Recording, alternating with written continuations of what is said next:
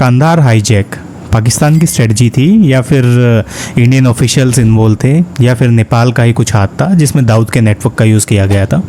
कैसे बेसिकली इस पे इतना ख़राब रिस्पॉन्स आया था इंडियन गवर्नमेंट का, और कैसे ये हाईजैकिंग हुई थी? 5 आतंकी इतने सारे हथियार ले गए, कैसे नेपाल से चढ़ गए? क्या किसी ने ऑब्जर्व नहीं किया? कोई सिक्योरिटी चेक्स नहीं हुए? और कैसे पाकिस्तान ने इसमें अपना हाथ डाला था चीज़ों को करने के लिए, और कैसे एक टाइम के बाद तालिबान की इसमें इन्वॉल्वमेंट हो गई थी? तो सारी चीज़ें अब बात करते हैं एक आसान स्टोरी में। वेब सीरीज़ बहुत लंबी है, चलो देखते हैं, इसको शॉर्ट में डिस्कस करते हैं। तो देखो, कांधार हाईजैकिंग जो हुई थी ये जनरली उस टाइम था जो आपका 1999 का टाइम था। इंडियन एयरलाइंस की फ़्लाइट 814 कॉमनली IC 814 जो बेसिकली इसका रूट था आपका काठमांडू से लेके दिल्ली तक का, फ्राइडे 24 दिसंबर 1999 को हाईजैक होती है और अलग अलग लोकेशन पे जाती है, और before landing to the Kandahar Afghanistan. Kandahar में उस टाइम तालिबान का राज था, और जो फ्लाइट थी बेसिकली पायलटेड की जा रही थी 37 साल के कैप्टन देवी शरण और फर्स्ट ऑफिसर राजेंद्र कुमार के द्वारा। फ्लाइट इंजीनियर अनिल कुमार जाकिया और 5 मास्कमैन वो हाईजैक कर लेते हैं एयरबस की इस फ्लाइट को इंडिया के एयर स्पेस में एंटर करने से पहले 5:30 पर। हाईजैकर ऑर्डर करते हैं एयरक्राफ्ट को कि आप इसको सीरीज़ ऑफ लोकेशन पे लेके जाओ अमृतसर से लाहौर में और across the Persian Gulf to Dubai. लेकिन हाईजैकर फाइनली फोर्स करते हैं एयरक्राफ्ट को लैंड करने के लिए कंधार में। जो टाइम था बेसिकली आपका कंट्रोल किया जाता था उस टाइम पे तालिबान के द्वारा। हाईजैकर को रिलीज़ किया जाता है 27 ऑफ 176 पैसेंजर्स दुबई में। लेकिन बेसिकली एक जो पैसेंजर था काफ़ी वॉन्टेड था, कात्याल। उस टाइम पे जो अफ़गानिस्तान था वो कंधार एयरपोर्ट अफ़गानिस्तान के अंडर आता था, और जो हाईजैक प्लेन था वो लैंडेड किया गया तालिबान कंट्रोल में।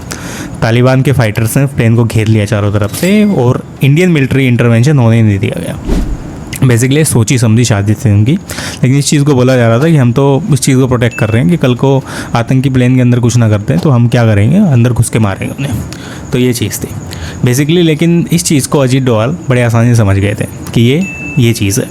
अब वेब सीरीज़ में क्या दिखाया गया है, पूरी की पूरी आपकी क्या है स्टोरी दिखाई गई, कैसे हाईजैक हुआ था और कैसे चीज़ें की थी, और कैसे कैप्टन की सूझबूझ से वो काफ़ी टाइम तक इन्वॉल्व रखा उन्होंने जो आपके टेररिस्ट थे उनको। लेकिन जो इंटर सर्विस इंटेलिजेंस ऑफिसर्स थे वो बेसिकली वहाँ पे ज्वाइन कर लेते हैं जनरली कंधार में, और जो लेफ्टिनेंट कर्नल हैं और दूसरे मेजर हैं डोभाल उनको बोलते हैं कि हाईजैकर्स ने बेसिकली ISI का सपोर्ट है या नहीं, और इंडिया बेसिकली रिजोल्व करता है क्राइसिस को।